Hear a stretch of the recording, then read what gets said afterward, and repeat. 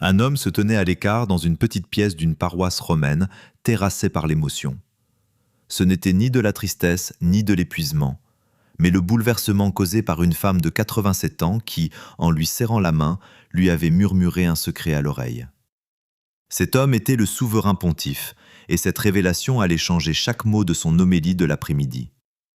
Avant de poursuivre ce récit, vous et moi allons tenter de comprendre ce mystère. Pensez à cliquer sur le bouton j'aime, à vous abonner et à nous dire en commentaire d'où vous nous écoutez. Votre soutien nous permet de continuer à enquêter sur ces histoires fascinantes. Ce samedi-là, un ciel bas et gris s'est étiré sur Rome. Nous étions le 14 mars 2026. Le pape Léon XIV s'était éveillé bien avant l'aube, un peu après 4 heures du matin. Dans les coulisses du palais apostolique, les employés de l'Aube avaient l'habitude de croiser la silhouette de ce pontife de 70 ans, un dossier sous le bras et ses lunettes de lecture posées sur le bout du nez. Parfois, il s'arrêtait devant une fenêtre pour contempler le vide. Ce n'était pas de l'agitation, mais une profonde réflexion. Ce matin-là, son secrétaire particulier, le père Aurelio Marchetti, l'a découvert dans la petite chapelle privée attenante à ses appartements. Il ne priait pas à haute voix. Il était assis en silence, les mains jointes, les yeux fixés sur le crucifix. Marchetti est resté sur le seuil, préférant ne pas le déranger. Depuis l'élection de Léon XIV, son secrétaire avait compris que ces silences n'avaient rien de vide. C'était la manière de travailler du pape. Ce matin-là, ce qui le préoccupait n'était pas une crise géopolitique majeure, bien que le monde n'en manquât pas, ni une question épineuse de théologie ou de diplomatie.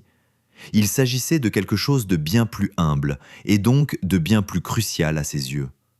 Des semaines auparavant, il avait accepté de rendre visite à la paroisse du Sacré-Cœur de Jésus à Ponte Mamolo, un quartier populaire situé à la périphérie de Rome, au-delà des anciens remparts. C'était la 5e de ses visites de carême dans le diocèse, une tradition initiée par son prédécesseur François et poursuivie sans aucun faste. Un événement inattendu s'était produit la veille au soir sous la forme d'une lettre manuscrite, devenue si rare de nos jours, envoyée par l'un des prêtres de Ponte Mamolo. Le père Domenico Ricci y expliquait au Saint-Père qu'un groupe de paroissiens âgés et isolés assisterait à la rencontre. Parmi eux, une femme avait formulé une demande bien particulière, parler en privé avec le pape. Son nom était Assunta Ferretti. Âgée de 87 ans, elle fréquentait cette église depuis plus de 60 ans. Veuve depuis 12 ans, elle ne recevait que les appels dominicaux de sa fille installée à Milan. Chaque matin, malgré une arthrose sévère qui gênait sa marche, elle assistait fidèlement à la messe. Le but du père Ricci n'était pas de susciter de la pitié à travers ce portrait, mais de transmettre un message urgent. Assunta avait insisté sur le fait qu'elle avait quelque chose d'important à dire au pape, sans rien lui demander, pas même une bénédiction, juste une parole à lui confier. Le pape avait relu cette lettre à 2 reprises, avant de la plier soigneusement pour la glisser dans la poche poitrine de sa soutane, là où il gardait les dossiers secrets. À 14h30 précise, le cortège a quitté le Vatican. 3 véhicules simples, une équipe de sécurité réduite et le pape lui-même, qui avait demandé à ce que l'escorte policière n'utilise pas ses sirènes dans les rues, détestant l'ostentation du pouvoir. Une semaine auparavant, le cardinal Emanuele Gherardi, vicaire délégué du diocèse de Rome et fin stratège administratif, avait suggéré d'associer cette visite papale à une conférence de presse. Il s'agissait de mettre en valeur les programmes d'entraide de la paroisse avec les détenus de la prison de Rebibbia, qui attirait l'attention des médias. Selon la note du cardinal, c'était une occasion en or de médiatiser l'engagement social de l'Église. Mais le pape Léon lui avait répondu par une formule laconique qui ne laissait place à aucun débat. Cette visite est pastorale, elle n'est pas médiatique. Bien que déçu de voir sa stratégie ainsi rejetée, le cardinal avait parfaitement compris le message du souverain pontife. La berline traversait la lumière déclinante de l'après-midi romain, se faufilant entre les bus et les scooters de livraison. Dehors, vous et moi verrions la vraie vie s'afficher sur les balcons encombrés de linge, là où les enfants jouaient au football et où les anciens buvaient leur café en silence. Pour Léon, ce spectacle n'était pas un décor, mais le cœur même de sa mission. À ses côtés, le père Marchetti relisait le programme de la visite. Salut au conseil pastoral, entretien avec les personnes âgées, messe, puis départ. Parmi ces visages se trouvait celui d'Assunta Ferretti. Le pape n'a pas dit un mot. Il a simplement effleuré la poche de sa soutane. L'église du Sacré-Cœur de Jésus s'élevait comme un édifice typique du milieu du siècle dernier, privilégiant la fonction à l'esthétique. Mais à l'intérieur, l'entretien méticuleux témoignait d'une profonde dévotion. Des fleurs fraîches ornaient l'autel, le sol brillait de propreté, et une odeur de cire d'abeille mêlée d'encens imprégnait les murs de briques. Dans une salle annexe, 14 paroissiens âgés attendaient patiemment, certains en fauteuil roulant, d'autres accompagnés de soignants. Au bout du premier rang, une femme très menue se tenait extrêmement droite, serrant sa canne comme un sceptre. Ses yeux sombres et d'une clarté absolue fixaient obstinément la porte d'entrée. C'était Assunta Ferretti. Le pape Léon fit son entrée dans la salle en toute simplicité, vêtu de sa soutane blanche habituelle. À son cou brillait non pas la croix pectorale d'or ornée de joyaux préparée pour son intronisation, mais une humble croix d'argent rapportée de ses années passées en mission au Pérou. Après avoir salué chaleureusement l'assistance, il écarta le protocole en demandant à s'asseoir directement parmi eux plutôt que de faire face à l'assemblée. Ce geste bouscula l'organisation rigide de la paroisse qui avait prévu un grand discours officiel suivi de salutations individuelles. Mais Léon s'était déjà installé près d'un vieil homme au pull en laine sombre qui le dévisageait avec une immense surprise. Le souverain pontife s'adressa alors à lui en lui demandant depuis combien de temps il fréquentait cette paroisse.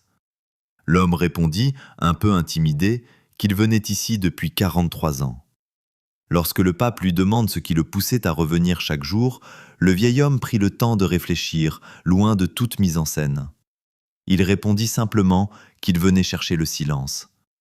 Léon acquiesça d'un signe de tête compréhensif, soulignant que le silence se faisait de plus en plus rare dans notre monde. Dès lors, l'atmosphère se détendit totalement. Les échanges devinrent authentiques et chaleureux, sans aucun artifice. Le pape écoutait chacun avec cette attention rare et sincère qui le caractérisait. Il se déplaçait avec lenteur d'un invité à l'autre, serrant des mains et écoutant les réponses à ses questions avec patience. Il rit de bon cœur lorsqu'une dame de 91 ans lui raconta que son défunt époux s'endormait immanquablement durant les sermons, précisant qu'il était mort avec une foi immense, mais fort peu de patience. Puis ses pas le menèrent enfin devant Assunta. Elle le fixait de son regard sombre et perçant, attendant qu'il lui tende la main en premier pour saisir la sienne avec une vigueur surprenante. « Le père Ricci m'a confié que vous aviez un message pour moi, » murmura Léon. « Ce prêtre parle décidément beaucoup, » répondit-elle malicieusement, « mais c'est tout à fait vrai. » Son regard ne faiblit pas un instant, dénué de toute nervosité ou de crainte respectueuse devant le souverain pontife. Elle ressemblait à une personne qui avait attendu patiemment le bon moment pour parler, et ce moment était venu. « Je veux vous dire ce que Dieu attend de nous, de ceux qui, comme moi, ont de l'audace, déclara-t-elle avec assurance. « Je vous écoute, répondit humblement Léon. Leur échange secret ne dura pas plus de 3 minutes. Aucun appareil n'enregistra ces mots et aucun conseiller ne put les noter. À 2 mètres de là, le père Ricci, les yeux pudiquement baissés, ne put capter que de brefs fragments parlant de la dignité d'exister au-delà de toute utilité matérielle. Ce que nous savons avec certitude, c'est la réaction immédiate du pape Léon. Après un long silence, alors que sa main tenait toujours celle d'Assunta, des larmes ont perlé dans ses yeux, sans aucun artifice ni mise en scène théâtrale. Une larme unique a coulé le long de sa joue droite, qu'il n'a même pas cherché à essuyer. La vieille dame l'observait sans la moindre surprise, murmurant simplement qu'elle savait qu'il comprendrait. La messe a débuté à 16 heures précises dans une nef bondée, où certains fidèles restaient debout au fond et les enfants s'asseyaient à même le sol. Vous et moi touchons ici au mystère d'un instant qui allait changer à jamais son enseignement. Les pierres de l'église ont soudain résonné d'une ampleur inattendue quand la petite chorale paroissiale, composée d'environ 12 personnes d'âge mûr et dirigée par une jeune femme à la longue tresse, a entonné le chant responsorial. L'enquêteur attentif que nous sommes remarque immédiatement la précision et la lenteur presque solennelle avec laquelle Léo célèbre la liturgie. Loin d'expédier l'Eucharistie comme une simple formalité administrative, il s'imprègne de chaque silence. Au moment crucial de l'homélie, un geste suspend le protocole, et Léo refuse le texte officiel que lui tend le père Marchetti. Un simple hochement de tête, presque imperceptible, pousse Marchetti à reculer. Ce qui va suivre échappe totalement au circuit de contrôle habituel du Vatican. Ce jour-là, l'homme qui s'exprime ne lit pas un discours, mais livre le fond de son âme, bousculé par la lettre d'un prêtre de quartier populaire, 1 heure passée avec 14 aînés et l'étreinte de 3 minutes d'une femme de 87 ans. Sa prise de parole s'ouvre sur une interrogation troublante, à savoir « quand nous devenons inutiles ?» Le silence se fait lourd sous la nef. Il rappelle que notre société marchande évalue la valeur humaine selon une logique comptable implacable où les personnes âgées sont exclues. Mais l'enquête spirituelle de Léo révèle une autre vérité, celle d'un Dieu qui ne demande pas ce que nous avons produit, mais plutôt ce que nous avons aimé, attendu et enduré sans jamais désespérer. Derrière ces mots se cache une conviction forgée jadis dans les quartiers démunis du Pérou, là où des familles sans ressources possédaient une foi d'une intensité rare. Dieu nous demande simplement si nous sommes toujours là, prêts à accepter son amour. En prononçant ces paroles, le pontife tourne subtilement son regard vers Assunta, cette vieille dame assise au 3e rang, les mains crispées sur sa canne. Léo confie alors à la foule qu'il a croisé une âme aujourd'hui qui a rendu concrète une vérité qu'il avait laissée s'embrumer dans la théorie. Ce témoin inattendu lui a rappelé que l'ultime mission que le Créateur nous confie n'est pas une question d'action. Il s'agit en réalité d'une mission d'existence pure, d'une présence offerte à ceux qui nous aiment, loin de toute honte d'être devenus inutiles aux yeux de la société. Cette présence fragile d'un aîné n'est pas un fardeau, mais un trésor inestimable. Au 6e rang, une femme d'environ 60 ans baisse la tête, serrant contre elle la photo de sa défunte mère glissée dans son manteau. C'est à ce moment précis que le pape confesse, avec une sincérité désarmante, avoir pleuré aujourd'hui. Il l'admet sans phare, la vérité l'a transpercée, car lorsqu'elle se présente sans défense, elle s'impose à nous et bouleverse nos certitudes les plus ancrées. Loin d'éprouver de la honte, le souverain pontife rappelle qu'une église incapable de verser des larmes perd son âme bien plus que sa dignité. Après avoir laissé s'installer un lourd silence, il pose ces mots avec une lenteur calculée, presque solennelle. La véritable mesure de notre humanité ne réside pas dans l'accomplissement matériel, mais dans notre aptitude à recevoir l'amour d'autrui. Cette force mystérieuse ne s'éteint pas avec les années, elle se fortifie. Les personnes âgées incarnent cette réalité au quotidien, et nous devrions tous nous mettre à leur école avant que le temps ne nous y contraigne. Sur ces mots, le pape met fin à son prêche pour reprendre le fil de la messe. C'est de ses propres mains que Léo distribue l'Eucharistie, remontant lentement les allées de la nef et s'arrêtant devant chaque fidèle. Face à Assunta, le temps s'arrête une seconde lorsqu'il dépose l'hostie dans ses paumes tremblantes avant de s'éloigner sous son regard attentif. Plus tard, dans le secret de la sacristie, l'agitation habituelle reprend ses droits entre l'organisation des voitures et les consignes de sécurité.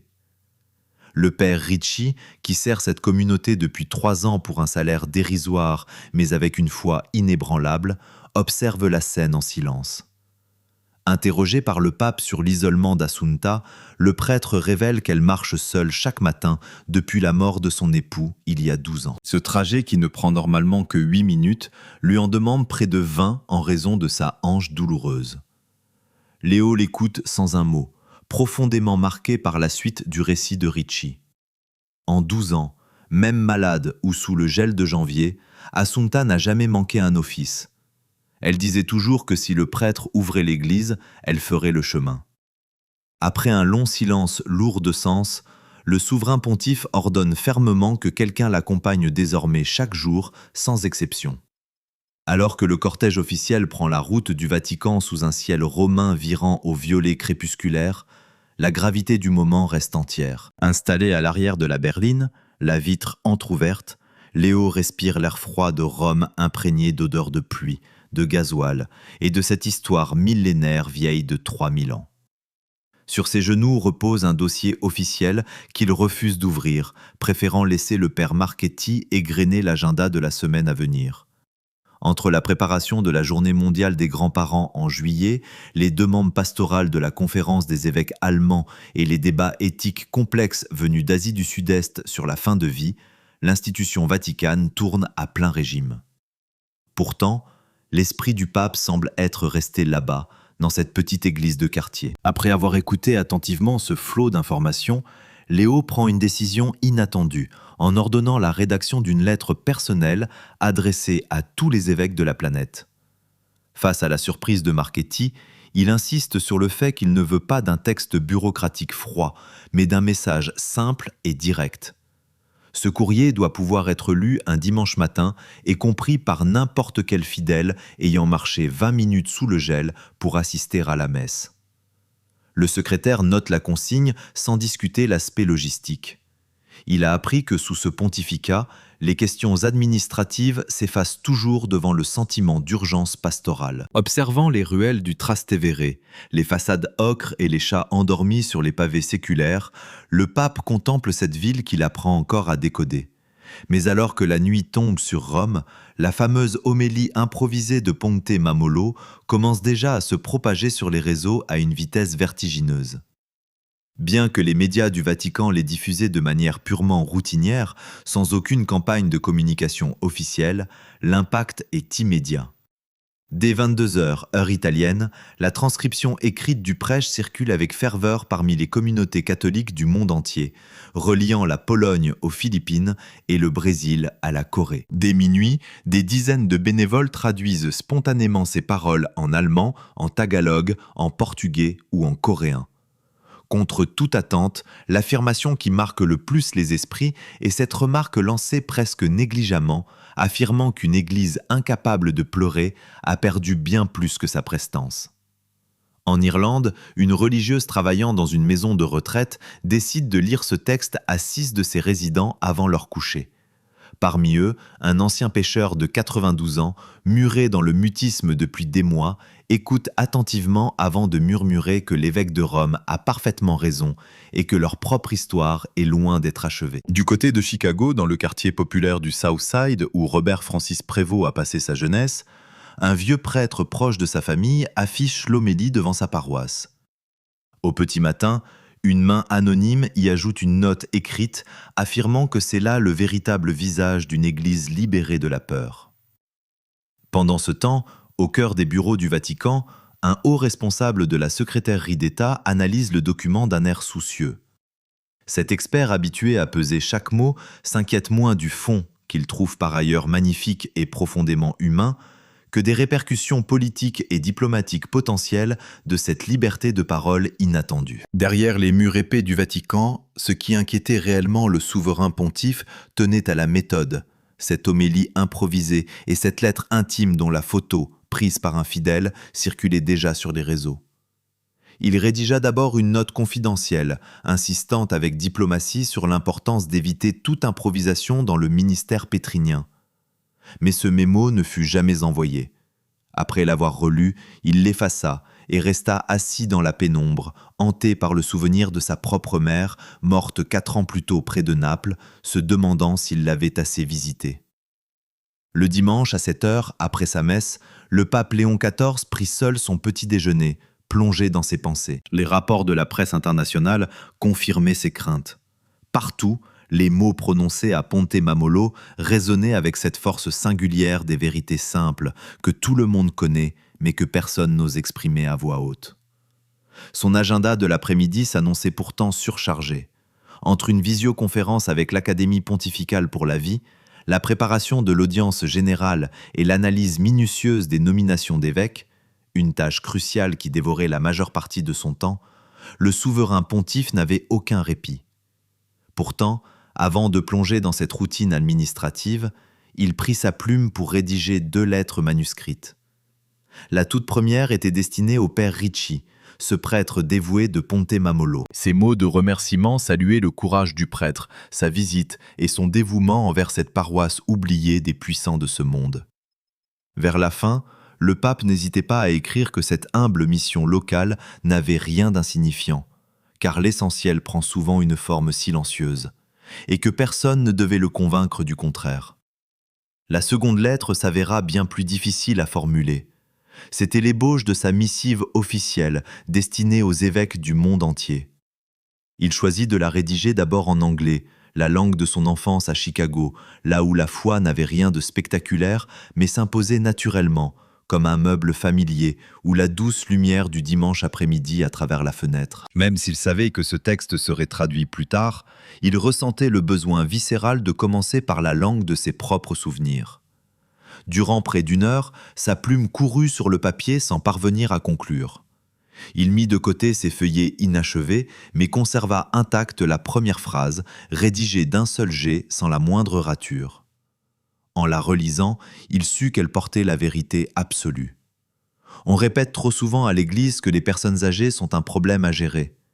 Je veux vous dire qu'elles sont les témoins d'une vérité que seul le temps enseigne, nous montrant que se laisser aimer n'est pas une faiblesse, mais l'ultime et difficile acte de confiance absolue envers Dieu. Au dehors, la cité éternelle s'éveillait doucement aux rumeurs du dimanche, rythmée par le carillon des cloches qui résonnait sur les toits sous un ciel d'un bleu limpide. À l'autre bout de la ville, à Ponte Mamolo, une femme de 87 ans marchait péniblement durant 20 minutes vers l'église, bravant la douleur à chaque pas pour arriver la première. Son histoire n'est pas terminée. Si ce récit intime vous a touché, je vous invite à aimer cette vidéo, à vous abonner à notre chaîne et à partager ces mots avec ceux qui chérissent nos aînés. Votre précieux soutien permet de faire vivre ces enquêtes et de diffuser ces messages essentiels à travers le monde, là où ils doivent être entendus.